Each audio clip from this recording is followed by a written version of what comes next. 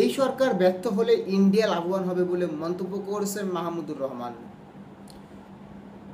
ছাত্র জনতার রক্তাক্ত অভ্যুত্থানের পরবর্তী এই সরকারকে কোনোভাবে ব্যর্থ হতে দেওয়া যাবে না।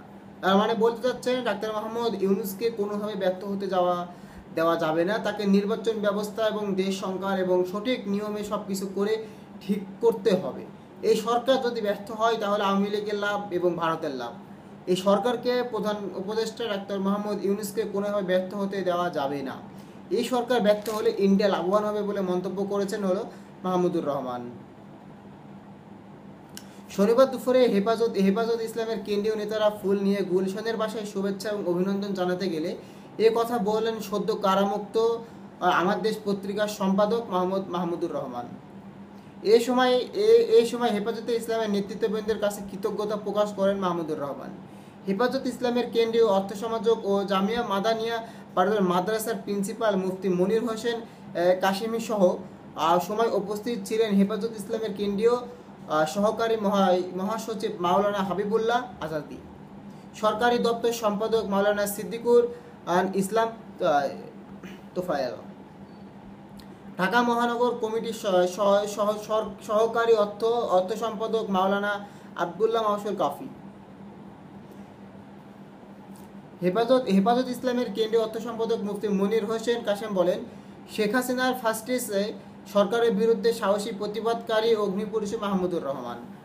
দেশকে ফাঁসিবাদে মুক্ত করতে তাকে ত্যাগের কথা আমরা কোনোদিনই ভুলে যাইতে পারি না।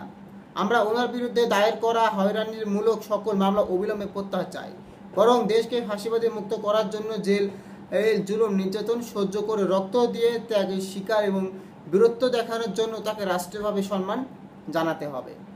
এই সময় তারা দেশ জাতীয় মানবতা রাষ্ট্রের নাগরিকদের অন্যান্য বিভিন্ন বিষয় নিয়ে আলোচনা করেন। জামিন পেয়েছেন কয়েকদিন আগে মাহমুদুর রহমান, এবং কি বলছেন মেবি 3 অক্টোবর জামিন পেয়েছেন তিনি। তো কি কারণে তাকে ধরা হয়েছিল এবং কি বিষয় আমরা সেটি নিয়ে একটু আলোচনা করি। যে সাবেক প্রধানমন্ত্রী শেখ হাসিনা ছেলে সজীব ওয়াজেদ জয়কে অপহরণ ও হত্যাচেষ্টা মামলায় জামিন পেলেন আমার দেশ পত্রিকার ভারপ্রাপ্ত সম্পাদক মাহমুদুর রহমান। বৃহস্পতিবার ঢাকা মহানগর দায়রা জজ আসমা গুজমুল হোসেনের আদালত তাকে জামিন মঞ্জুর করেন। মাহমুদুর রহমানের আইনজীবী সৈয়দ জয়নুল আবেদিন মেজবা ও শেখ শাকিল আহমেদ এই বিষয়টি নিশ্চিত করেছেন। এর আগে মাহমুদুর রহমানের আইনজীবী ব্যারিস্টার তানভীর আহমেদ জানান, মাহমুদুর রহমানকে দেওয়া সাজার বিরুদ্ধে আপিল করার জন্য যাবতীয় প্রস্তাব নেওয়া হয়েছে। আজ আপিল করা হবে, সেই সঙ্গে তার জামিন চাওয়া হবে। এদিকে গত রোববার 29 সেপ্টেম্বর এই মামলায় আদালত আত্মসমর্পণ করলে তাকে কারাগারে পাঠানো হয়। ওদিন মামলাটিকে আপিলের সত্ত্বে জামিনের আবেদন করলে আদালত তার জামিন নামঞ্জুর করতে আদেশ দেন। জানা যায়, সজীব ওয়াজেদ জয়কে অপহরণ এবং হত্যা চেষ্টার মামলায় গত বছরের 17 আগস্ট ঢাকার অতিরিক্ত চিফ মেট্রোপলিটন ম্যাজিস্ট্রেট আসাদুজ্জামান নূরের আদালতে আমার দেশ পত্রিকার সাবেক ভারপ্রাপ্ত সম্পাদক মাহমুদুর রহমান ও সাংবাদিক শফিউর রহমান সহ 5 জনের পৃথক 2 ধারায় 7 বছরের সশ্রম কারাদণ্ড দেন আদালত। তো দর্শক, ইতিমধ্যে আপনারা সম্পূর্ণ ভিডিওটি দেখেছেন এবং সম্পূর্ণ ভিডিওটি দেখার পর আপনাদের গুরুত্বপূর্ণ